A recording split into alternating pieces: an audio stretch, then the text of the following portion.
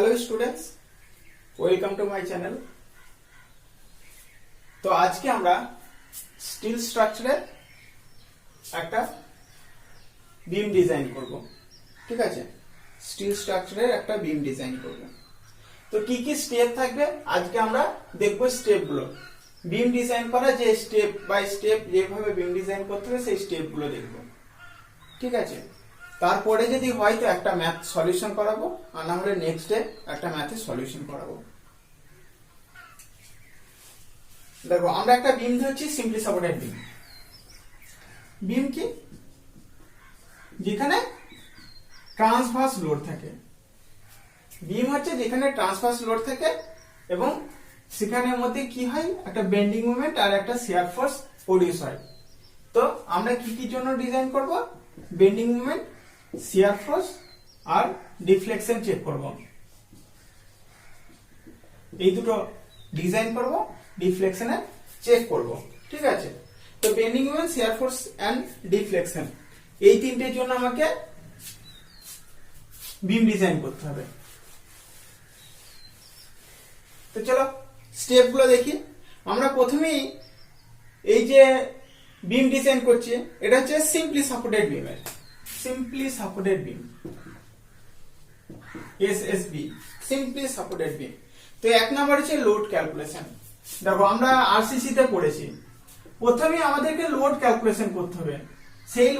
সেই লোডের এগেইনস্টে আমরা ডিজাইন করব। তাহলে প্রথমে হচ্ছে লোড ক্যালকুলেশন। লোড ক্যালকুলেশন এখানে হচ্ছে লোড হচ্ছে যদি x কিলোনিউটন হয়, লোড যদি x কিলোনিউটন হয় পার মিটার, তাহলে ফ্যাক্টরেড লোড কত হবে?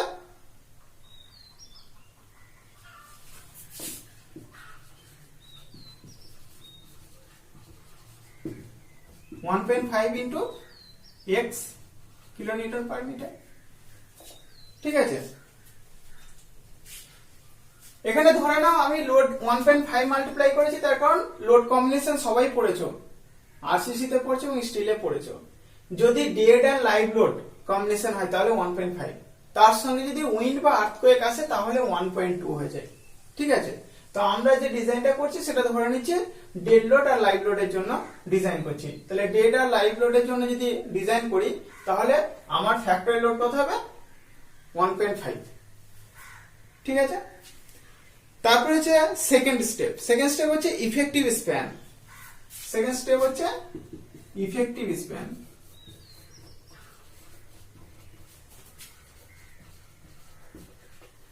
ইফেক্টিভ স্প্যান কিভাবে ক্যালকুলেট করব?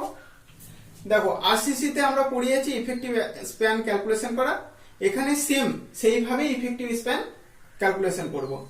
যেটা হচ্ছে যে centre to centre distance, centre to centre distance, ঠিক আছে, or clear distance plus D. D হচ্ছে effective depth of the beam. তো এইভাবে আমরা স্প্যান ইফেক্টিভ স্প্যান ক্যালকুলেট করব। তো সেকেন্ড স্টেপ হয়ে গেল effective span. Centre to centre distance steel স্ট্রাকচারে বেশি কাজে লাগবে, দেখবে। তো দুটোই চেক করতে হবে, দুটোর মধ্যে যেটা লিস্ট হবে সেটা আমরা নেব। ইফেক্টিভ স্প্যান দুটোর মধ্যে যেটা লিস্ট হবে সেটাকে নেব। নেক্সট হচ্ছে ডিজাইন বেন্ডিং মোমেন্ট। 3 নাম্বার হচ্ছে third step, design bending moment.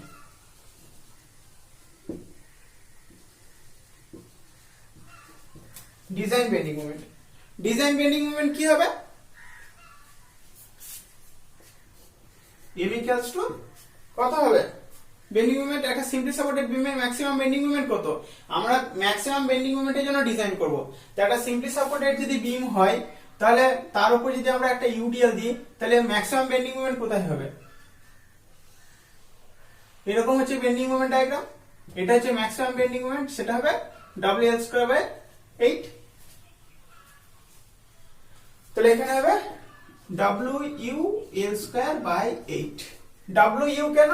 WU হচ্ছে factored load, ultimate load, factored আর আলটিমেট লোড। 1.5 মাল্টিপ্লাই করার পর পরে পাচ্ছি, তার জন্য এটা W L square divided by 8। Next step number 4।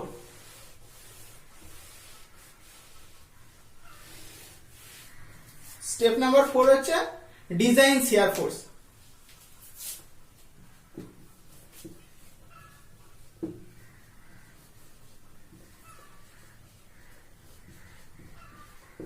Design shear force.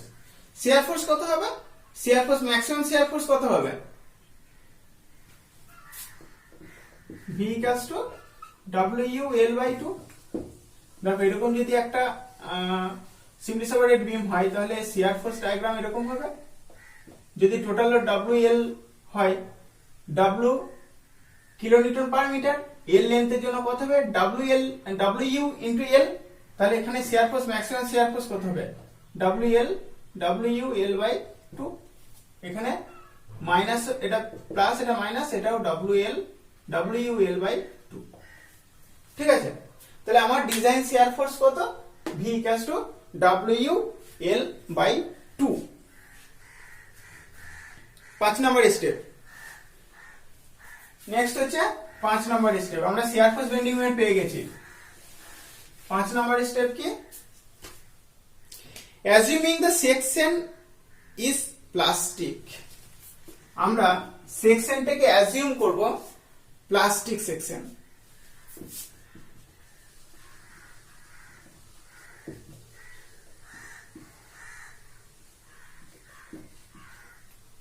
Assuming the section is plastic.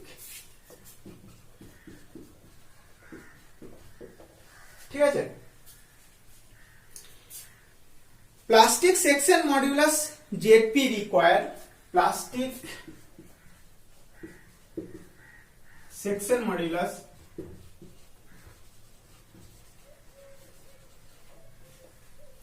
ZP is required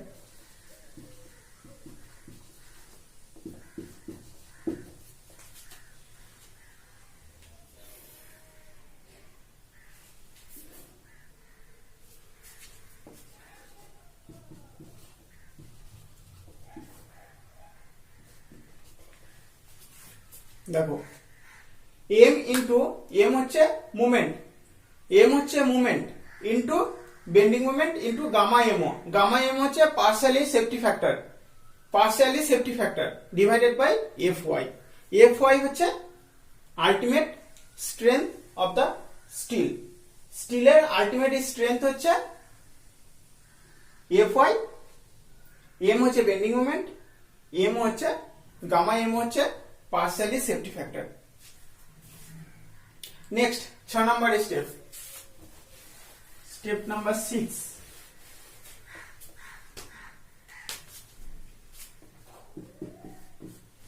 6 number step হচ্ছে চুজ স্টিল সেকশন। এবার আমরা স্টিল সেকশন চুজ করব।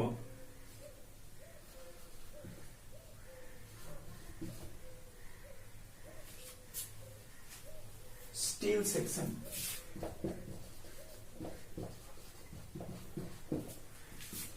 লাইক দেখো স্টিল সেকশন চুজ করব। Still section কোথা থেকে choose করব? আমরা স্টিল সেকশন চুজ করব স্টিল টেবিল থেকে। স্টিল টেবিলে দেখবে অনেক সেকশন আছে, সেখান থেকে আমরা স্টিল সেকশন চুজ করব। কি করে স্টিল সেকশনটা চুজ করব? দেখো এখানে জেডপি হচ্ছে plastic section modulus. ZP require এটার একটা ভ্যালু বেরোবে। এর থেকে বেশি যে জেডপি আছে সেই রকম সেকশন আমরা একটা নেব। লাইক কিরকম একটা section, like MB 300 or MB 300 or MB 350 or angle section ISA 75-75-2 এরকম বিভিন্ন ধরনের মেম্বার আছে। তো আমরা যেখানে করব, এখানে করব কি, আমরা এখানে যেহেতু বিম তাই আমরা এখানে আই সেকশন ইউজ করব। বিমে সাধারণত আমরা আই সেকশন ইউজ করি। দেখবেন বিমের বেশিরভাগ সময়, বিমে সবসময় আমরা আই সেকশন ইউজ করার চেষ্টা করি। তো এখানে কি হলো, লাইক ISMB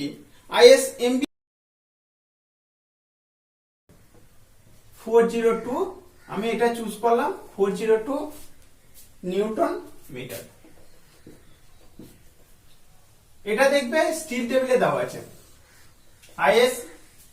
ISMB, এখানে ISMB আছে, ISMB 300/402 নিউটন পার মিটার। এরকম একটা সেকশন চুজ করব।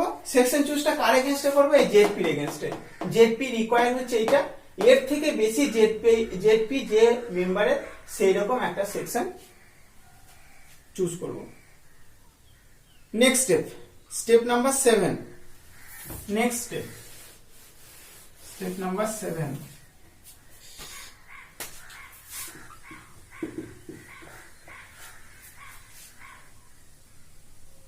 classification of section।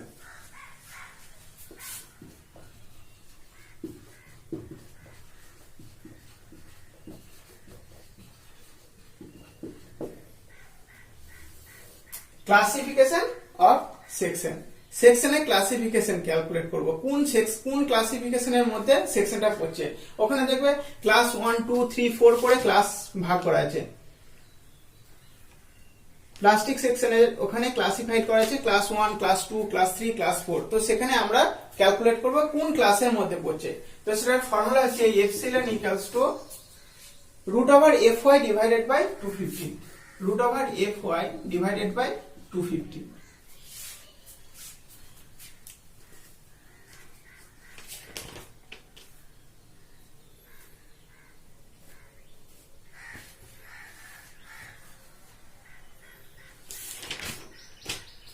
Next step number 8। Step number 8 হচ্ছে check for share.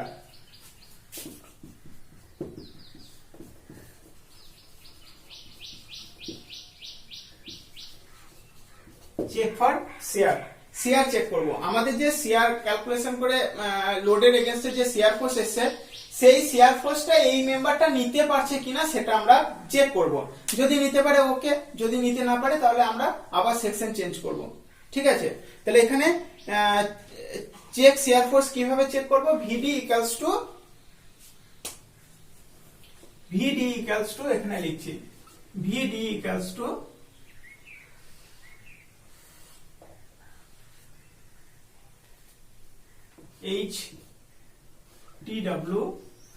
HTW FY divided by gamma এমো। H হচ্ছে ডেপথ, ISMB ডেপথ হচ্ছে 300। এই একটা সেকশন যদি হয় I সেকশন, তাহলে এর ডেপথ এটা, সেটা হচ্ছে H। T হচ্ছে থিকনেস অফ দা ওয়েভ, দেখো এখানে ভালো করে দেখাচ্ছি।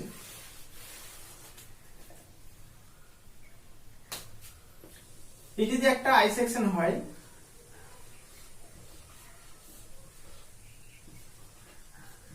এটা হচ্ছে TW, এটা হচ্ছে H। ঠিক আছে, H into TW into FI হচ্ছে স্ট্রেস দ্য স্টিল, আর গামা এম হচ্ছে পার্শালি সেফটি ফ্যাক্টর। তাহলে চেক ফর শিয়ার হয়ে গেল। চেক ফর শিয়ারের পর হচ্ছে check for bending moment. 9 number step number 9, check for bending.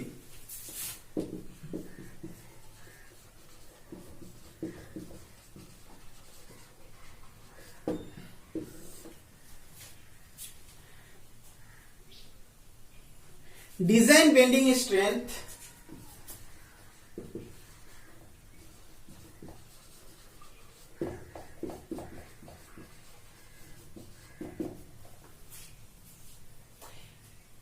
MD equals to, দেখো একটা ফর্মুলা আছে, MD equals to beta B ZPFY, beta B ZPFY divided by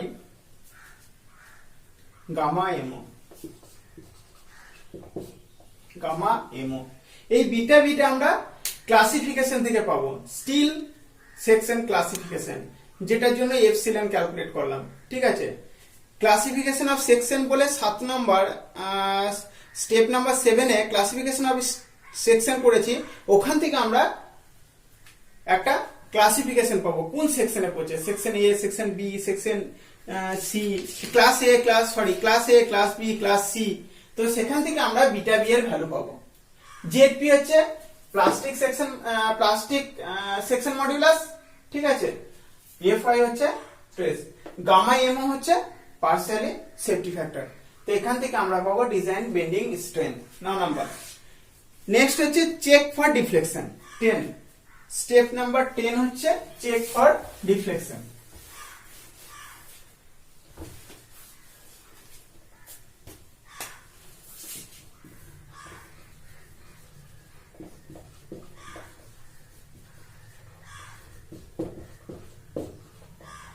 check for deflection, কিভাবে deflection check করব? দেখো আমরা বলেছি সিম্পলি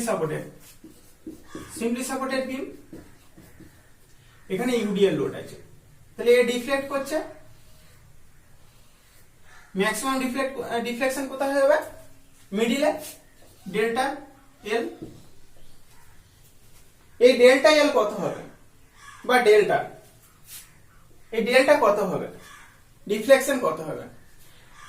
এটা দেখো ডিফ্লেকশন চ্যাপ্টারে পড়িয়েছি, যদি সিম্পলি সাপোর্টেড বিম হয় এবং ইউডিএল লোড যদি থাকে এন্টায়ার স্পেনে, তাহলে কি হবে? আমার ম্যাক্সিমাম ডিফ্লেকশন হবে 5W to the power 4 divided by 384 EI, 5W to the power 4 by 384 EI। এটা হচ্ছে maximum, delta max. Maximum deflection হচ্ছে 5W to the power 4 by 384 EI, ঠিক আছে।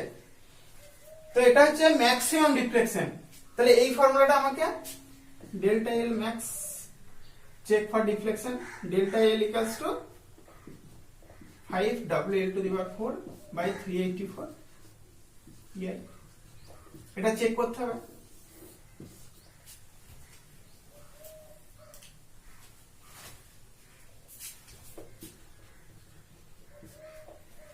এর থেকে যেন বেশি না হয়, আমি যে বিমটা ডিজাইন করেছি তার ডিফ্লেকশন যেন এর থেকে বেশি না হয়, কারণ এটা হচ্ছে ম্যাক্সিমাম ডিফ্লেকশন, এতটা পারমিসিবল ডিফ্লেকশন। তো ঠিক আছে, এই হলো আমার স্টেপ, একটা বিম ডিজাইনের স্টেপ। কটা? 10টা স্টেপ আছে।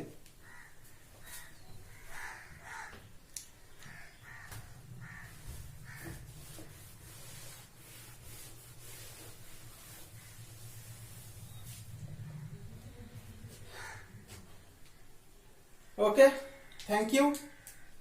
যদি ভিডিওটা ভালো লেগে থাকে তাহলে অবশ্যই বন্ধুদের সঙ্গে শেয়ার করবে এবং লাইক করবে আর চ্যানেলটা সাবস্ক্রাইব করবে।